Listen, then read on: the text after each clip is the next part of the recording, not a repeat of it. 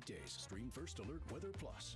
Good evening, everybody. Hello. WLBT's First Alert Weather Team is keeping you up to date with the latest information from your morning commute to your afternoon drive. We're on your side weekdays, streaming on your favorite devices.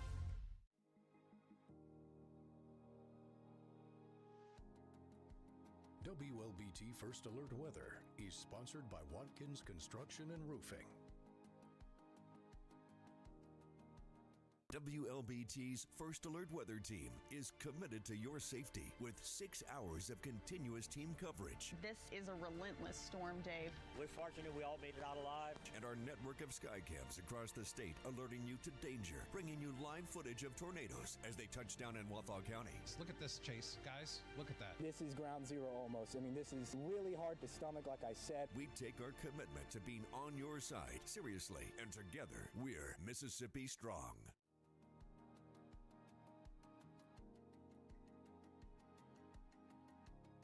WLBT First Alert Weather is sponsored by Watkins Construction and Roofing.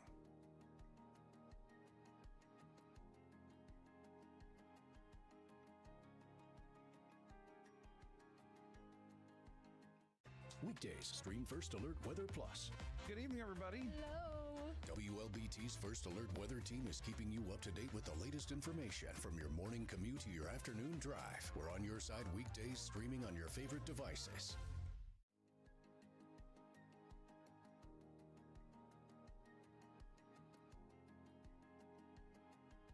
WLBT First Alert Weather is sponsored by Watkins Construction and Roofing.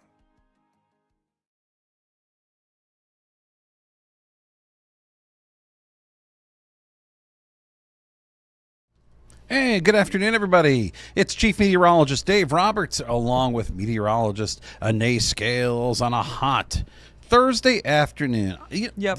Listen, is it me, or do you feel like this week's been kind of going by pretty quick? I think so. It hasn't been terrible as far as work is concerned, just the temperatures, really. But thankfully, we don't have to spend too much time outdoors. I hope you guys have been able to limit your outdoor time as well, as we're still in the mid-90s, feeling like 105. But we have increasing cloud cover. It was actually hotter a few hours ago at noon. We were closer to 96, 97, feeling like 108. But the cloud cover is increasing, and gradually the rain chances are also picking up. Especially in our southwestern counties for now. We're looking at some scattered showers and storms. Kind of zoom out and see that stationary front to our north that will gradually make its way towards our area, and it could give us some hefty thunderstorms as well. We actually have a risk for severe storms today. There is a level 2 out of 5 risk for our far northern counties. Holmes, Attala, Humphreys, parts of Sharkey have the greatest risk. Level 1 out of 5 threat pretty much for the rest of the area until you get to Highway 84, and then you're less likely to see strong storms. But the bulk of the showers and storms are actually going to be through the evening into the late afternoon to early evening period is when we're tracking the greatest risk. So here's an hour-by-hour look at that. It's kind of interesting. The graph has been doing this. Is this the graph we're on right here? Yes. The graph's been doing this for the past 2 days. It did a pretty good amount of thunderstorm activity developing from the north, sweeping across the south. My only concern is that is it really initializing very well right now? I think it's doing better than the HRRR. Okay. With the activity near Jeff Davis County. Kind of a little cluster of storms right now near the Pine Belt. And it has been showing kind of a wave of storms popping up. It's kind of really exploding after 4 p.m. North of I-20, and then kind of dissipating around 10, although still seeing in our western county some of the rain. I think it is likely a bit exaggerated, but we are expecting thunderstorms to be heavier north of I-20. The farther you go, the more likely you'll be to see those strong damaging wind gusts. Once again, not everyone's seeing the rain. And for Friday, we actually have a decreased chance. Only isolated pop-up showers. Will really be mostly dry for the end of the week and for the weekend as well. Yep. This is your Saturday, stray showers. Because of that, our temperatures really aren't changing gradually, or dramatically, I should say. They're not changing dramatically. We are still in the upper 90s today, around 99 Friday, close to 100 Saturday. Not changing too much. Now, there have been some indications today that early next week we could get a little bit more rain that might bring us back comfortably into the 90s. But longer range weather models haven't had a lot of agreement so far, but we can kind of take a look at that, dragging that out or really drying out for the weekend. But there are some indications that potentially on Monday we could see increasing rain chances. Actually, more showers for Monday. Like a disturbance coming through. Yes, and through the early next week. And with that happening, then we have started to drop the temperatures for next week. So not necessarily for the weekend, but the week beyond that, we are looking at the temperatures in the mid-90s, around 96 for Monday, around 97 by Thursday, hopefully. But we're still hot out there. Yeah. So that's the most important thing to keep in mind. I mean, the real way to simplify it, 95 to 100 degrees for the rest of the month. Yep. Exactly. Sunday going to be August 30th. After that, not this Sunday, but of course the next Sunday. So one more day of August that's not on your First Alert 10-day forecast.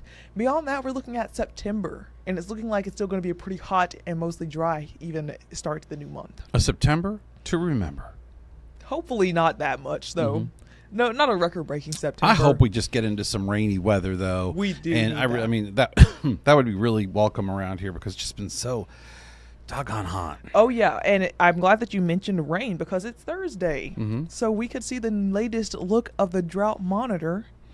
Drum roll, please. Uh-oh. Everybody's dry. And it's getting worse in our southern counties now. Yes. With a moderate drought being indicated there, a moderate to severe drought over the lower delta. So you get the idea as to what's happening here. Yep. Not a great look, folks. Yeah, we were having a feeling that this is what it was going to be the case, and it's exactly what we're looking at right now. So hopefully the graph is correct in showing a wave of showers and storms. Now, we could have some strong wind gusts, so that's something to keep in mind. If you have the First Alert weather app, well, if you don't have it, you need to download it. It's free.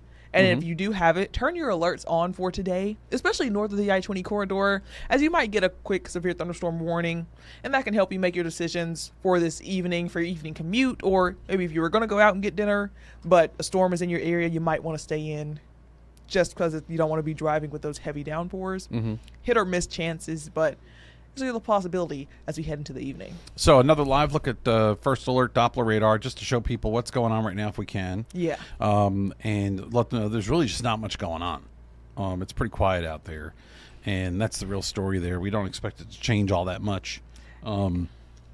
We're getting a few speckling of showers, but most of the weather's in the southeast corner of the state for the time being. We'll see if it expands, and we'll see if we get some more action coming in from the north. How are we looking in the tropics? So for the tropics, there is actually a low chance in the far northeastern Atlantic, so pretty much near Europe, there's about a 20% chance.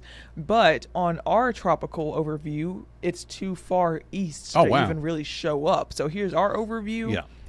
Nothing new to watch locally. It's really, once again, further towards the east, only a 20% chance. Got it. So for now, we're not really expecting much for the That's tropics. Europe's problem, not our problem. It is. That's it. And it doesn't even have a high risk of becoming too big of a problem for them either. No. Excessive heat warnings or extreme heat warnings are back in effect for our area again.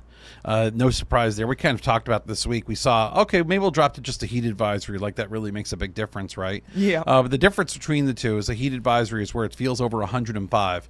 An extreme heat warning is where it feels over 110. Bottom line is they're both dangerous, but of course it's obviously more dangerous when you're in that purple color there. And that means it's going to feel even hotter than that.